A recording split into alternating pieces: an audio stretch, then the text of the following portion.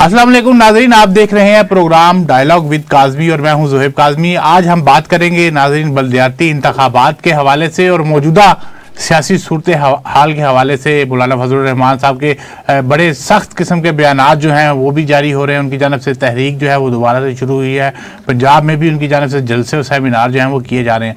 इस पर बात करने के लिए हमारे साथ आज मौजूद हैं वफाकी पार्लिमानी सेक्रेटरी हैं हाफिज नुमान साहब, और इसके साथ साथ पाकिस्तान मुस्लिम लीग नून के दरीना साथी भी हैं। हाफिज साहब अस्सलाम वालेकुम। जी अस्सलाम। आप सीनियर रहनुमाओं में शामिल होते हैं पाकिस्तान मुस्लिम लीग नून के। अब बताइएगा कि पाकिस्तान मुस्लिम लीग नून जो है उसके खिलाफ बयानात हाफिज फजलुर रहमान साहब के, इसको किस नज़र से देखते हैं? क्या हो गया ऐसा जो मौलाना फजलुर रहमान साहब जो है वो पंजाब में आकर जो है अभी एक बड़ा सेमिनार और जलसा किया जिसपे काफ़ी कुछ बोल कर गए हैं? जी बिस्मिल्लाहिर्रहमानिर्रहीम। काज़ी साहब मैं आपका बड़ा मशकूर हूँ।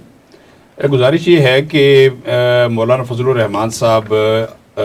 के बारे में हमारा हमेशा एक नुक्ता नज़र ये रहा है कि वो एक बड़े ज़ीरक, बड़े दानिशमंद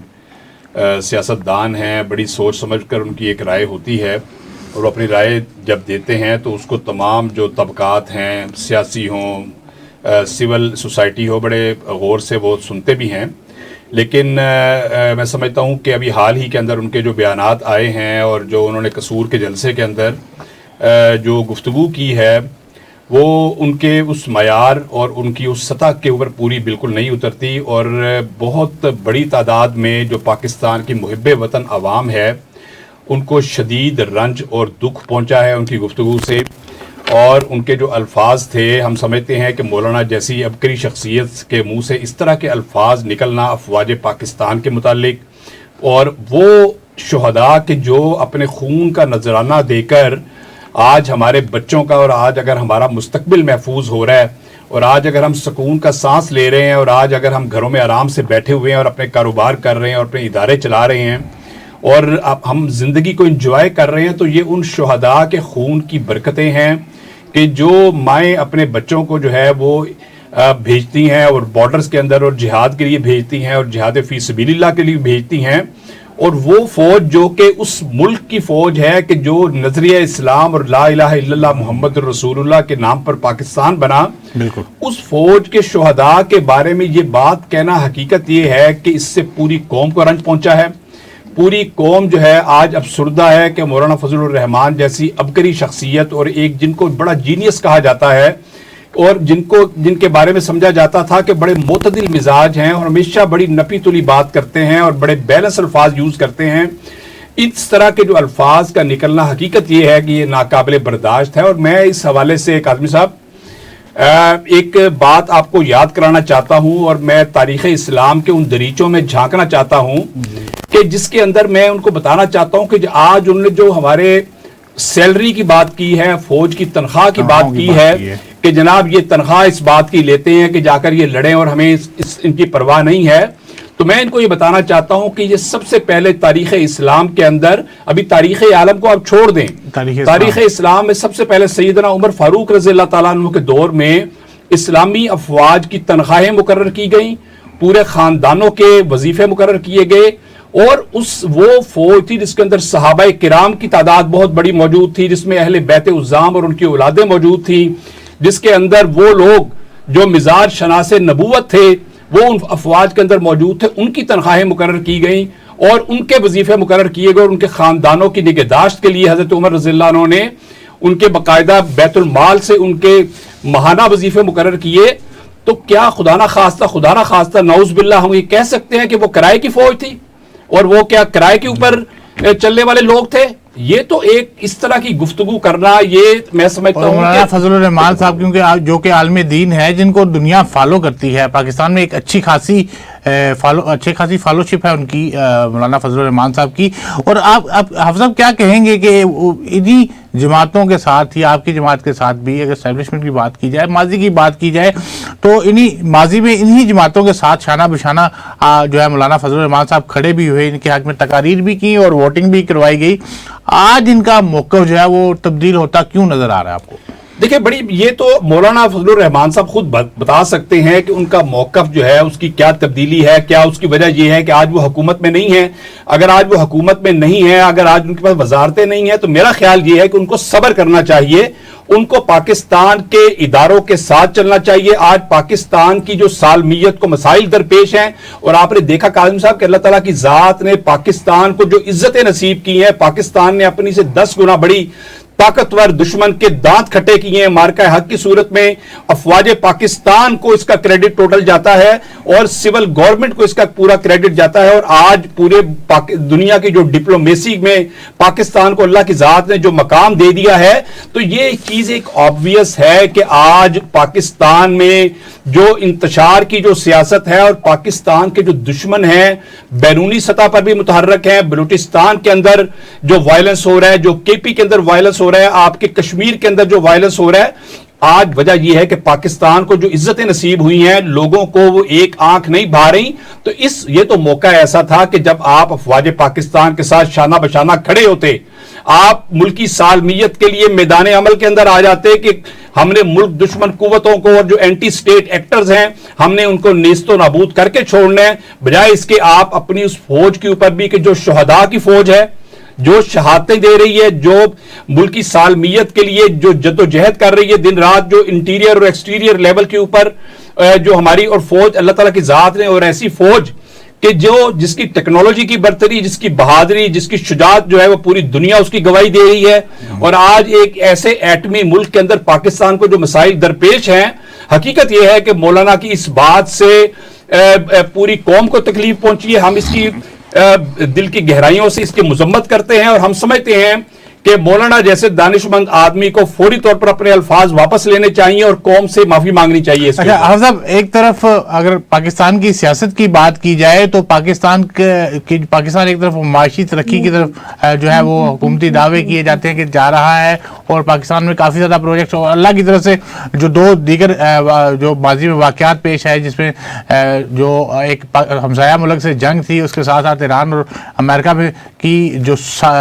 جنگ میں ثالث کا کردار ادا کرنا پاکستان کے لیے نو ڈاؤٹ کہ ایک بڑا بریک تھرو جو ہے وہ آیا, اور عالمی سطح پر پاکستان کا نام جو ہے وہ روشن ہوا, جس کا کریڈٹ پاک فوج کو بھی جاتا ہے اور موجودہ حکومت کو بھی جاتا ہے. لیکن اب کافی عرصے کے بعد نہ صرف JUI بلکہ جماعت اسلامی کی جانب سے بھی جو ہے وہ حکومت مخالف اور سوئی اشیاء خورد و نوش کی جو قیمتوں ہیں ان کے خلاف, بجلی اور گیس کے خلاف جو ہے وہ احتجاج کا سلسلہ جو ہے وہ جاری کرنے کا اعلان کیا گیا ہے. آپ کیا سمجھتے ہیں کہ کیا وجہ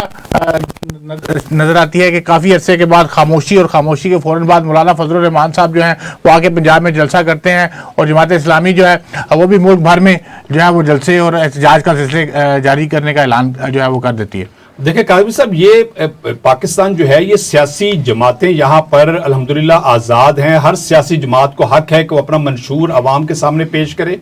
ہر سیاسی جماعت کو حق ہے وہ پبلک میں جائے, اپنی بات کرے, اپنے موقف کو کے بارے میں لوگوں کو آگاہ کرے. اس کے اندر کوئی دو رائے نہیں ہے کہ یہ تمام جماعتیں وہ ہیں جن کے نظریاتی اختلافات بھی ہیں, جن کے طریقہ کار کے بھی اختلافات ہیں, اور یہی ایک جمہوریت کا حسن ہوتا ہے کہ جماعتیں اپنے اپنے بلا شبہ ہم سمجھتے ہیں کہ JUI بھی جلسے کرے, جماعت اسلامی بھی جلسے کرے, جو ایسے پوائنٹ ہیں جو جہاں پر عوام کو کوئی تکلیف پہنچتی ہے اس کے بارے میں حکومت کو آگاہ کرنا, یہ سیاسی جماعتوں کا یہ ان کا تقاضا بھی ہے. لیکن میں سمجھتا ہوں کہ آج جب پاکستان کو اندرونی اور بیرونی طور پر سالمیت کے مسائل درپیش ہیں, اور اللہ کی ذات نے بڑے لمبے عرصے کے بعد پاکستان کو اکنامیکلی سٹیبل کیا ہے, آج انڈیکیٹر پازیٹیو آ رہے ہیں, آج آپ کی معیشت جو ہے وہ ٹریک پہ آ گئی ہے.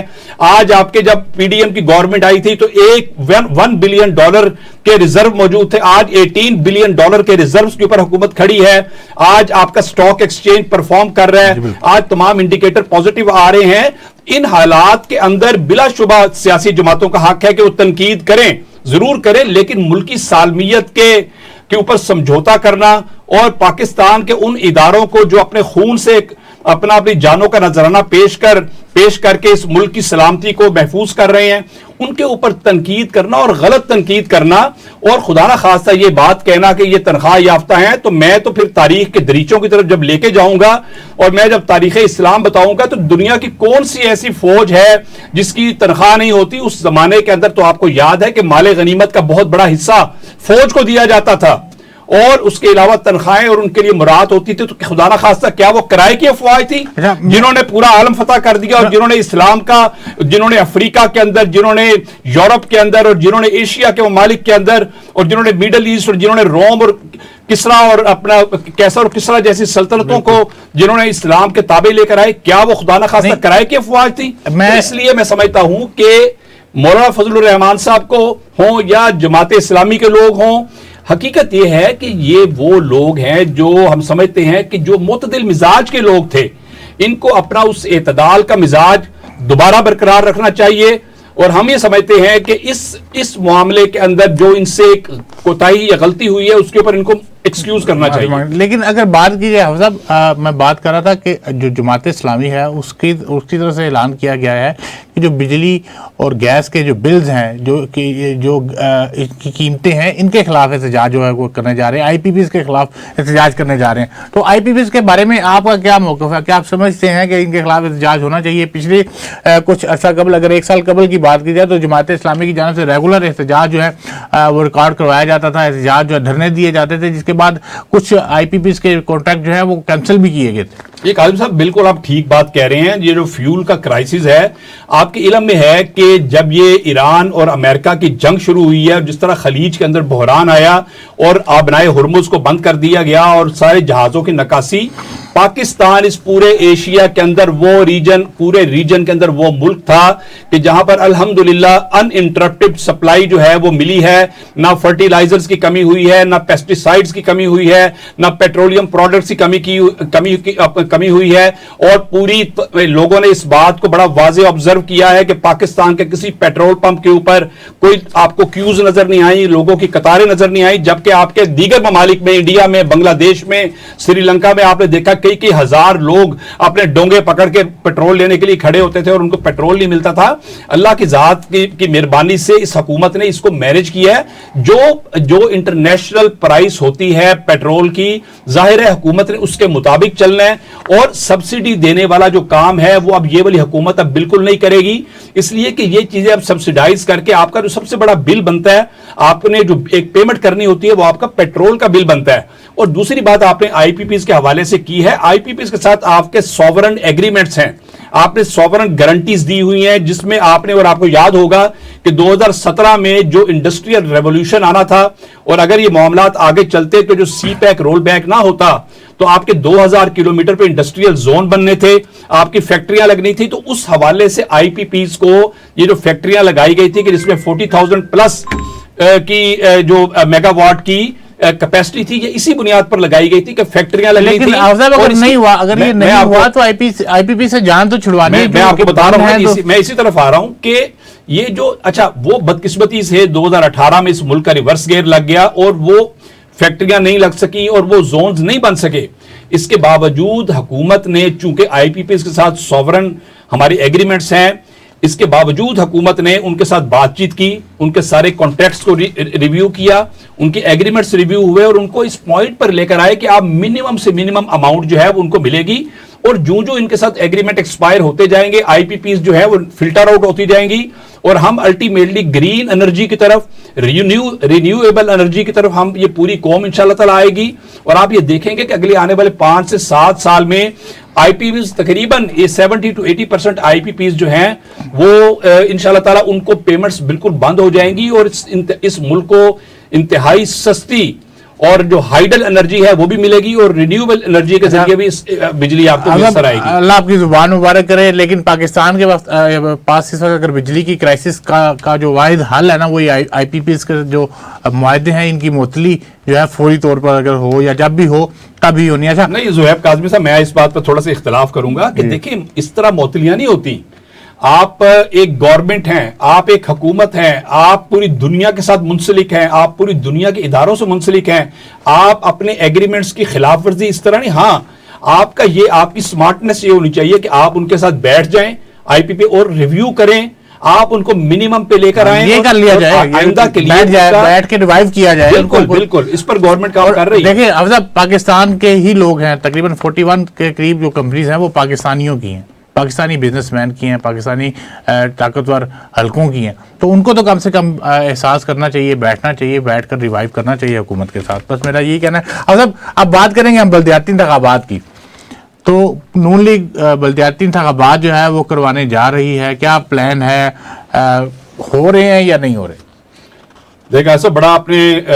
مناسب سوال کیا ہے, اور اس پر میں سمجھتا ہوں کہ جمہوریت کا بنیادی تقاضا یہ ہے کہ الٹیمیٹلی بلدیاتی ادارے وجود میں آنے چاہیے تاکہ دنیا کا جو ترقی کا ماڈل, اگر آپ پوری دنیا کا ترقی کا ماڈل دیکھیں, ڈیولپمنٹ کا ماڈل دیکھیں, آپ یورپ سے شروع ہوں, آپ امریکہ چلے جائیں, کینیڈا چلے جائیں, آسٹریلیا چلے جائیں, جو دنیا کی ترقی یافتہ قومیں ہیں جنہوں نے گراس روٹ لیول پر لوگوں کو فیسیلیٹیٹ کر کے دکھا دیا ہے, اس کی بنیادی وجہ ان کا یہ ڈیولوشن پلان اور ان کے بلدیاتی اداروں کا وجود میں آنا اور ان کی فنکشننگ ہے. تو اس لیے یہ ایک بڑی بنیادی تقاضا ہے. اس کے اوپر سپریم کورٹ آف پاکستان کے بڑی واضح ہدایات موجود ہیں, اور انشاءاللہ تعالیٰ آپ یہ دیکھیں گے کہ کم از کم پنجاب کے اندر میں آپ کو اس بات کا یقین دلانا چاہتا ہوں کہ آئندہ آنے والے چند ماہ کے اندر بلدیاتی انتخابات کی پوری تیاری ہو رہی ہے, اور بلدیاتی انتخابات ہوں گے, ڈیولوشن پلان پر بھی عمل ہوگا, نیچے گراس روٹ لیول پر جو نمائندے ہیں ان کو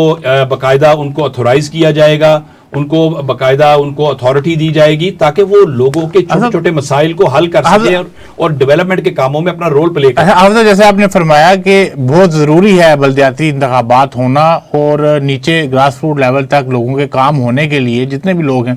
اس کے لیے, یہ سیاسی طور پر بھی, سیاسی ورکرز کے لیے بھی بلدیاتی انتخابات کا ہونا جو ہے کافی ضروری ہے. تو کیا وجہ ہے, کیا وجہ, تاخیر کی وجہ کیا ہے کہ 2-2.5 سال گزرنے کے باوجود پنجاب میں ابھی تک بلدیاتی انتخابات کی کوئی ڈیٹ اناؤنس نہیں ہو سکی, یا تاخیر میں کیا وجوہات جو ہیں آپ دیکھتے نظر آ رہی ہیں ابھی تک؟ بس وہ جب یہ آپ کو قائم صاحب علم ہے کہ جب گورنمنٹ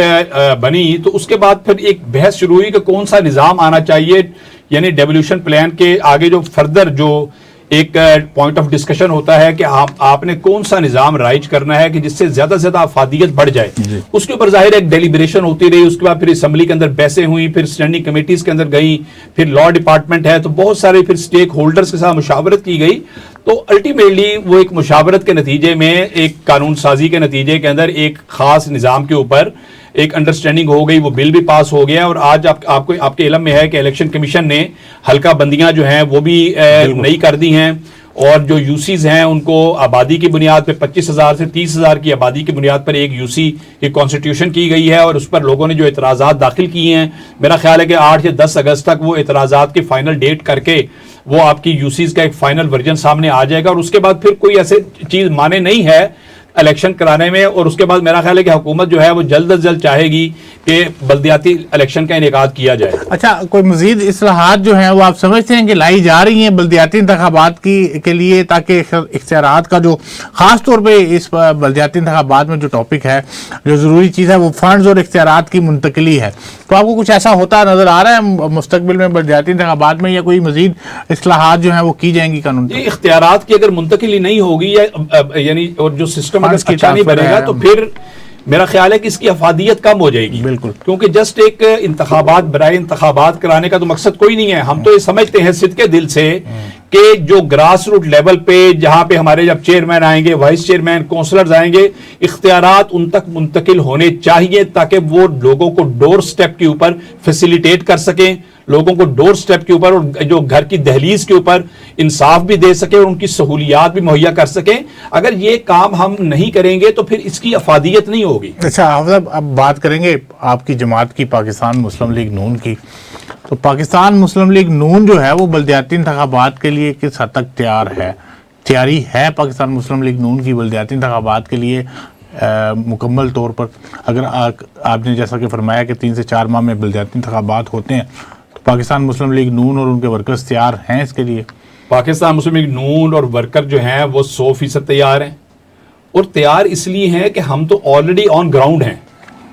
جب ہم 18 سے 20 پروگرام ایک ہفتے میں کرتے ہیں اپنے این اے کے اندر, اور ہماری دیگر ہماری ٹیمیں کام کر رہی ہیں. ہمارے ایک ایک گلی کے اندر الحمدللہ پینیٹریشن ہے, لوگوں کے مسائل حل ہو رہے ہیں, ڈیولپمنٹ کے کام ہو رہے ہیں. مریم نواز صاحبہ نے پاکستان کی تاریخ کا سب سے بڑا فنڈ پنجاب کو اور خاص طور پہ لاہور کو دیا ہے,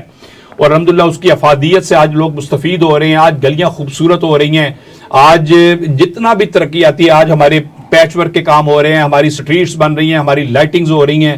ہماری صفائی کا بہترین نظام پنجاب کے اندر قائم کر دیا گیا جس کی مثال دنیا دے رہی ہے. آج انڈیویجول آج نوجوانوں کو روزگار دینے کے لیے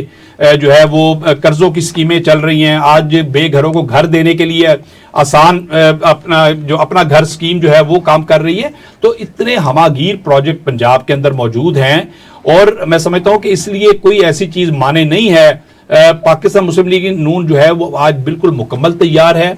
اور الحمدللہ جب بھی الیکشن آئیں گے تو آپ دیکھیں گے کہ پاکستان مسلم لیگ نون واضح اکثریت سے انشاءاللہ فتح حاصل کرے گی. اچھا حضرت, پاکستان مسلم لیگ نون کی اگر بات کی جائے تو بلدیاتی انتخابات کے لیے بڑے پرفیکٹ جو پارٹی قائدین میں سے ذکر کیا جائے نا, تو حمزہ شہباز شریف صاحب کا بھی ذکر جو ہے وہ لازمی آتا ہے.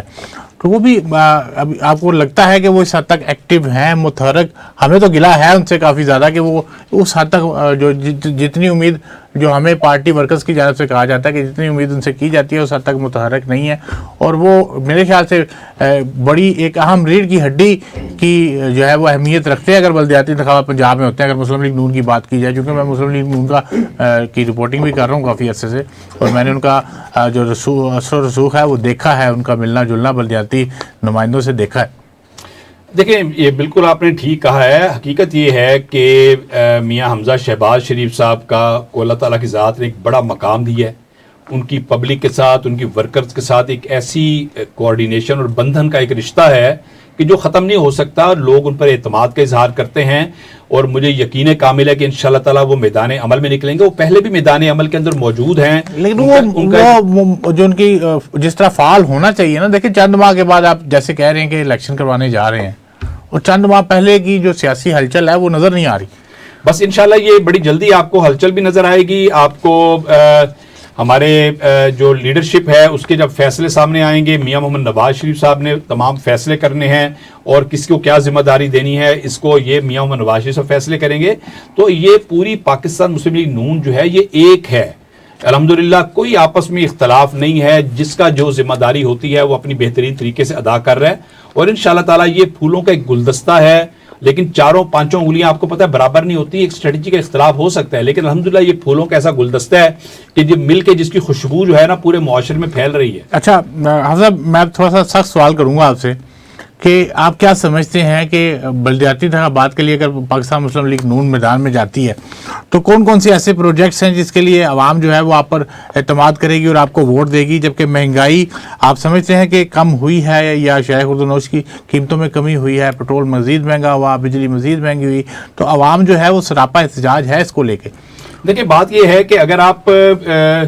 2022 میں جب پی ڈی ایم گورنمنٹ آئی تو اس وقت کہ اگر آپ حالات کا موازنہ کریں تو پھر آپ کا یہ سوال جو ہے نا وہ بنتا نہیں ہے, اس لیے کہ اس وقت جو انفلیشن اور مہنگائی کی ریشو تھی 39% تھی, بالکل, جبکہ اس کو پی ایم ایل این کی گورنمنٹ جو ہے نا 4% پہ لے کر آئی, اور آج یہ 6% کے اوپر مہنگائی کی کیفیت ہے جو کہ پوری دنیا سے کم ہے. آج آپ یو کے چلے جائیں, آپ یورپ چلے جائیں, امریکہ چلے جائیں, وہاں پہ 8 to 10% انفلیشن ریٹ آج ہے. آج ہمارے ہاں ہر چیز کنٹرول ہے. یہ جو بات ہو رہی ہے پیٹرولیم پروڈکٹس کی اور بجلی کی پرائسز کی, یہ تو چونکہ انٹرنیشنل جو عالمی اتار چڑھاؤ ہے جنگوں کے نتیجے میں, اور جو ایک انریسٹ ہے پورے خلیجی ممالک کے اندر, بحیرہ عرب کے اندر اور خلیج عمان کے اندر جو انریسٹ ہے, یہ اس کی بنیاد کے اوپر آج ظاہر ہے اس کے پھر اثرات عوام الناس میں پڑتے ہیں. اور ہم یہ سمجھتے ہیں کہ بجلی کی جو قیمت ہے وہ ایک عام آدمی کے لیے کی جیب سے وہ باہر ہے, لیکن انشاءاللہ تعالیٰ آپ دیکھیں گے کہ یہ بجلی کی جو پرائسز ہیں یہ بھی کم ہوں گی,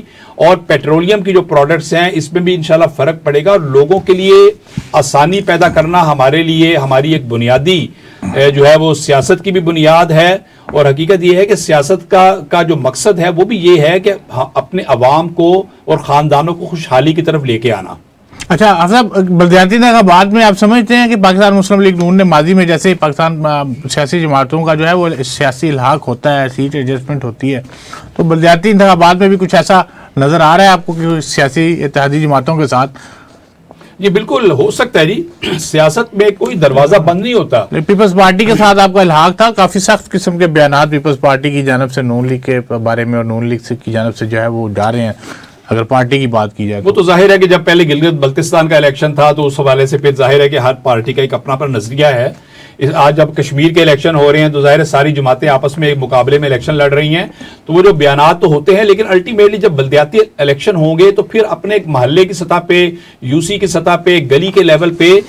چونکہ ساری پارٹیز کے جو ورکر ہوتے ہیں وہ آپس میں ایک دوسرے کے ہمسائے بھی ہیں، تو کوئی ایسی بات نہیں ہے کہ کوئی اتحاد نہ ہو، آپس میں انڈرسٹینڈنگ بھی ہو سکتی ہے، مل کے بھی چلا جا سکتا ہے. اصل چیز، بنیادی چیز کیا ہے کہ اس ایریا کی، اس یو سی کے اندر جو ہے وہ ڈیولپمنٹ کے کام ہونے چاہیے، لوگوں کے مسائل جو انفرادی مسائل ہیں وہ بھی حل ہونے چاہیے، لوگوں کے اجتماعی مسائل ہیں وہ بھی حل ہونے چاہیے، لوگوں کو ایک اچھا معیار زندگی جو ہے وہ میسر آنا چاہیے، اور لوگوں کو جو بنیادی سہولتیں جو ہیں وہ ان انٹرپٹیڈ، جیسے اب اگر بجلی ہے تو ان انٹرپٹیڈ اس کی سپلائی ہونی چاہیے، اس طرح سوئی گیس کا پریشر ٹھیک ہونا چاہیے، اس طرح ہمارے جو سیوریج کا نظام ہے، واٹر سپلائی ہے، روڈز ہیں، یہ وہ بنیادی چیزیں ہیں جن کو محلے کے لیول پر ایک پرفیکشن ہونی چاہیے. باقی اس کے بعد پھر یہ ہے کہ اہل محلہ ہیں، اللہ کی ذات نے سب کو صلاحیتیں عطا کی ہیں، جو جتنی محنت کرتا ہے اللہ اس کو اتنا ہی رزق بھی دیتا ہے. تو پھر یہ ہے کہ کم از کم یہ حکومت کی ذمہ داری ہے کہ بنیادی سہولتیں سب کو برابر لیول پہ میسر آئیں. اچھا آپ یہ بتائیے گا کہ پاکستان مسلم لیگ نون ہے، جیسے آپ نے بتایا کہ آپ ایک حلقے میں 18 سے 20 پروگرام جو ہیں وہ سیاسی اپنے حلقوں میں کر رہے ہیں اور ملاقاتیں جاری ہیں، آپ کی کس حد تک تیاری ہے؟ آپ کی بات سے، جواب سے جو ہے وہ ہمیں تھوڑا سا آئیڈیا ہو جائے گا پاکستان مسلم لیگ نون کی تیاری کا، کہ آپ کے جو نوجوان اور خاص طور پہ خواتین کو بھی بلدیاتی انتخابات میں سنا ہے نمائندگی دی جا رہی ہے اس دفعہ کافی زیادہ، تو آپ کی جو سیٹس ہیں اس میں خواتین کی نمائندگی کس حد تک ہے اور کتنی تیاری موجود ہے حلقے میں؟ ہمارا جو NA-129 ہے، اس میں اللہ تعالیٰ کی مہربانی سے ہمارے پاس خواتین کی بہت بڑی ٹیم ہے، ہمارے پاس یوتھ کی ٹیم ہے، ہمارے پاس جتنے بھی لوگ ہیں وہ بڑے متحرک لوگ ہیں. انشاءاللہ تعالیٰ آپ دیکھیں گے کہ 99% انشاءاللہ جو ہے وہ PMLN جیتے گی انشاءاللہ، اور اپنی کارکردگی، اپنی پرفارمنس کی بنیاد پر جیتے گی. اور یہ وہ ٹیمیں ہیں کاظمی صاحب جو دن رات لوگوں کی خدمت میں لگی ہوئی ہیں. اچھا یہاں پہ کوئی کام لوگوں کو پڑتا ہے تو وہ حاضر خدمت ہوتی ہیں. اچھا، کئی مسلم لیگ نون کے ورکرز ایسے بھی ہیں جن کو شکایات ہیں باقاعدہ طور پہ پارٹی کی عادت سے، اپنے قائدین سے، کہ ان کو اوپر سے پشت رکھا گیا ہے، ان کے کام بھی نہیں ہو رہے، ان سے ملاقاتیں نہیں کی جا رہی. یہ بالکل شکایات دیکھیں ہوتی ہیں. ظاہر ہے کہ ایک نظام چل رہا ہے تو اس کے اندر جو بڑی جماعتیں ہوتی ہیں آپس میں گلے شکوے، شکایات کا ہونا، لیکن ان شکایات کے ہونے کا مطلب یہ نہیں ہے کہ خدا نخواستہ کوئی تنظیم کمزور ہو گئی ہے. تنظیم جب یہ موقع آتا ہے الیکشن کا تو پھر تمام لوگ اکٹھے ہو جاتے ہیں اور تمام لوگ پھر ایک ہی یکجہتی کے ساتھ اور ایک ہی عنوان کے ساتھ کام کرتے ہیں، کہ جس کا مقصد یہ ہوتا ہے کہ پاکستان مسلم لیگ نون کو ہر صورت کے اندر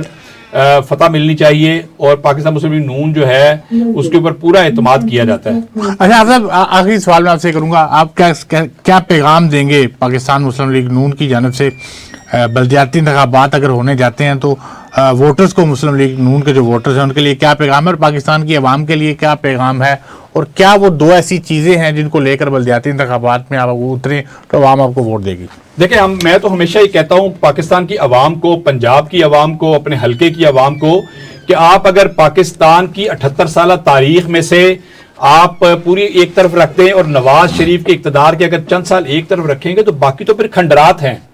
آپ یہ دیکھیں کہ کون سی ایسی پارٹی ہے کہ جس کے دور کے اندر اللہ کی ذات نے پاکستان کو ترقیاں دی ہیں. کس دور میں موٹر ویز بنی ہیں، لاہور اور پنجاب آج پھولوں کا اور باغوں کا شہر اور صوبہ بن گیا ہے. آج آپ کو بہترین دنیا کا صفائی کا نظام میسر آ رہا ہے. آج آپ کو گرین ٹرانسپورٹ نظر آ رہی ہے. آج آپ کو میٹرو بسیں اور اورنج لائنز نظر آ رہی ہیں. یہ کہاں پر اور اتنی زیادہ ترقی ہے. 200 سے زیادہ ہاسپٹل نئے بنے ہیں. 200 سے زیادہ کالجز اور یونیورسٹیاں پنجاب کے اندر بنی ہیں جو شہباز شریف صاحب کے دور سے لے کے آج تک. تو یہ جو ہر لیول پر جو ترقی ہے، اور آج آپ دیکھیں کہ حکومت پنجاب اور حکومت پاکستان جاگ رہی ہے. اگر کوئی معاملہ پیش آتا ہے فوری ریسپانس دیا جاتا ہے. کہیں پر ایک واقعہ ڈی جی خان میں ہوتا ہے تو وزیر اعلیٰ پنجاب پوری رات جاگتی ہیں اور اس کا پورا اس کی رپورٹ لیتی ہیں اور پھر اس کے مداوع کیا جاتا ہے. اور آپ یہ دیکھیں کہ یہ کون سی ایسی گورنمنٹ ہے جو آپ کے ساتھ چل رہی ہے، جو ماؤں بہنوں بیٹیوں کی عزتوں کو بڑھا رہی ہے، جو ایسے پروجیکٹ دے رہی ہے جس سے ہمارے بزرگوں کی عزتیں بڑھ رہی ہیں، جس سے ہمارے نوجوان اکوموڈیٹ ہو رہے ہیں. تو یہ آئندہ آنے والے دنوں میں میرا پیغام یہ ہے کہ لوگ کارکردگی کے موازنے کی بنیاد پر ووٹ دیں، اور کارکردگی کے موازنے کی بنیاد پر جو اللہ کی ذات نے ہمیں شعور عطا کیا ہے اس کا بھی یہ تقاضا ہے کہ کارکردگی کا موازنہ کیا جائے۔ بہت بہت شکریہ حافظ صاحب، آپ سے بہت اچھی گفتگو رہی۔ بالکل حافظ صاحب کا کہنا ہے کہ مولانا فضل الرحمان صاحب جو ہیں ان کو اپنے بیانات پر نظر ثانی کرنی چاہیے اور قوم سے جو ہے وہ معافی مانگنی چاہیے۔ ان کے بیانات جو ہیں وہ کافی زیادہ سخت ہیں۔ اس کے ساتھ حافظ نعمان صاحب کا یہ بھی کہنا ہے کہ پاکستان میں، پنجاب میں جو پاکستان مسلم لیگ نون ہے وہ بلدیاتی انتخابات اسی سال کروانے جا رہی ہے، اور اس کے لیے پاکستان مسلم لیگ نون کی مکمل تیاریاں بھی جو ہیں وہ ہو چکی ہیں۔ دیکھنا یہ ہے کہ کیا اس سال جو ہے بلدیاتی انتخابات ہو رہے ہیں یا نہیں۔ اپنے میزبان زہیب کاظمی کو اجازت دیجیے، اللہ حافظ۔